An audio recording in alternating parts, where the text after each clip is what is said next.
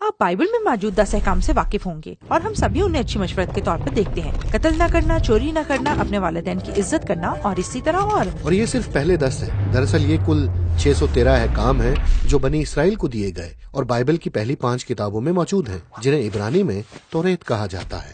اب لفظ توریت کا اردو میں عام طور پر ترجمہ شریعت کیا گیا ہے، کیونکہ اس میں تمام قوانین ہیں، اور پڑھتے ہوئے ہم سوچتے ہیں کہ کیا مجھے ان میں سے چند پر عمل کرنا ہے یا ان سب پر؟ اس شریعت کا مقصد کیا ہے؟ اب یہ ترجمہ تھوڑا کنفیوز کرنے والا ہے، کیونکہ توریت میں قوانین تو ہیں، لیکن کتاب بنیادی طور پر ایک کہانی بتاتی ہے کہ کس طرح خدا نے ایک نئے طرح کے لوگ پیدا کیے جو مکمل طور پر خدا اور ایک دوسرے سے محبت کرنے کے قابل تھے۔ اور جب یسوع نے توریت کے بارے میں سکھایا تو اس نے کہا کہ وہ کہانی کو مکمل کرنے آیا ہے۔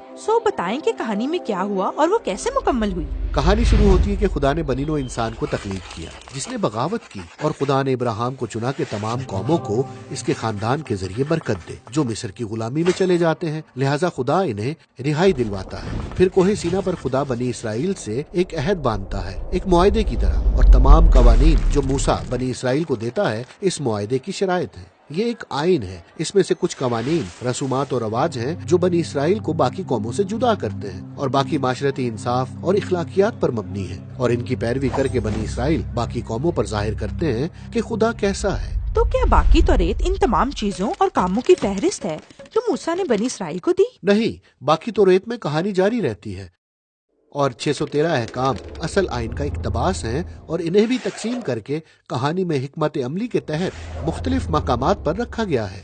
اب غور کرنا، کیونکہ آپ کو ایک واضح نمونہ نظر آئے گا۔ موسیٰ پہلے قوانین بنی اسرائیل کو دیتا ہے، دوسرے معبودوں کی پرستش نہ کرنا، بت نہ بنانا۔ پھر اس کے بعد بنی اسرائیل کی کہانی ہے کہ وہ ان دونوں قوانین کو توڑتے ہیں، وہ سونے کے بچڑے کی پوجا کرتے ہیں، لہٰذا موسیٰ انہیں مزید قوانین دیتا ہے، اور پھر آپ مزید بغاوت کی کہانی دیکھتے ہیں، کچھ اور قوانین، کچھ اور بغاوت، کچھ اور قوانین، کچھ اور بغاوت، اور یوں آپ بات سمجھنے لگتے ہیں۔ ہاں، یعنی جتنے بھی قوانین دیے جائیں وہ لازمی بغاوت کریں گے۔ لہٰذا توریت کی کہانی کے خلاصے میں جب بنی اسرائیل نئے ملک میں داخل ہونے کی تیاری کر رہے ہیں تو موسیٰ آخری تقریر کرتے ہوئے کہتا ہے، میں جانتا ہوں کہ تم لوگ خدا کے قوانین کی پیروی نہیں کرو گے، تم نے مجھ پر ثابت کیا ہے کہ تم ایسا کرنے کے اہل نہیں۔ موسیٰ کہتا ہے کہ مسئلہ یہ ہے کہ ان کے دل سخت ہیں، اور اگر انہیں پورے طور پر خدا کے قوانین کی پیروی کرنی ہے تو انہیں ایک تبدیل شدہ نیا دل درکار ہے۔ اور وہ درست کہہ رہا تھا۔ کہانی بنی اسرائیل کی مکمل ناکامی کا بیان کرتے ہوئے جاری رہتی ہے۔ وہ نئے ملک میں داخل ہوتے ہیں اور تمام قوانین توڑتے ہیں۔ اب یہودی روایات میں کتابوں کا اگلا حصہ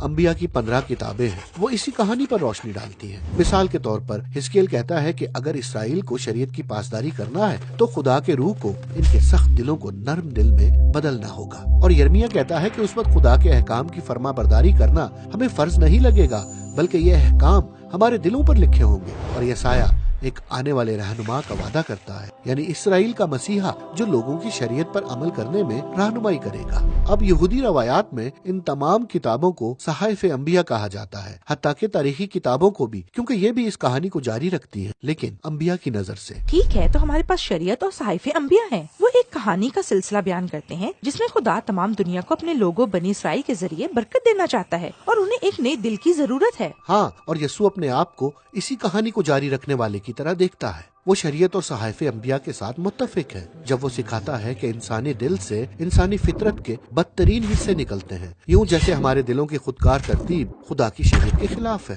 لیکن یسوع یہ بھی کہتا ہے کہ وہ اس مسئلے کو حل کرنے آیا ہے اور اس کے اپنے الفاظ میں شریعت کی تکمیل کرنے آیا ہے۔ شریعت کی تکمیل سے اس کی کیا مراد ہے؟ پہلے تو وہ کہتا ہے کہ توریت کے تمام احکام پر عمل صرف ایک حکم، جسے وہ بڑا حکم کہتا ہے، کو پورا کرنے سے ہو جاتا ہے، یعنی خدا اور دوسروں سے محبت۔ یہ تو بہت آسان لگتا ہے، مطلب ہم سب محبت کرنا چاہتے ہیں۔ ہاں، لگتا ہے کہ ہم چاہتے ہیں کہ محبت کریں، لیکن یسوع ہمیں بتاتا ہے کہ جو ہم سمجھتے ہیں محبت اس سے کہیں زیادہ ہے۔ وہ شریعت میں سے حوالہ دیتا ہے قتل نہ کرنا، اور پھر وہ بتاتا ہے کہ کسی کو قتل نہ کرنا پر محبت بات ہے، لیکن وہ یہ بھی کہتا ہے کہ جب ہم کسی کی بے عزتی کرتے ہیں تو بھی آپ خدا کے اخلاقی معیار کے خلاف جاتے ہیں، کیونکہ آپ ان کے ساتھ محبت کا سلوک نہیں کر رہے۔ سو یسوع کہتا ہے کہ اصل محبت ہمارے دشمنوں کو بھی محبت کے دائرہ میں لے آتی ہے۔ لہٰذا اگرچہ یہ حکم بڑا سادہ لگتا ہے، لیکن یسوع بتاتا ہے کہ ہمارے دل کس طرح خدا کے اس بنیادی حکم پر عمل کرنے کے بھی اہل نہیں کہ دوسروں سے محبت کریں۔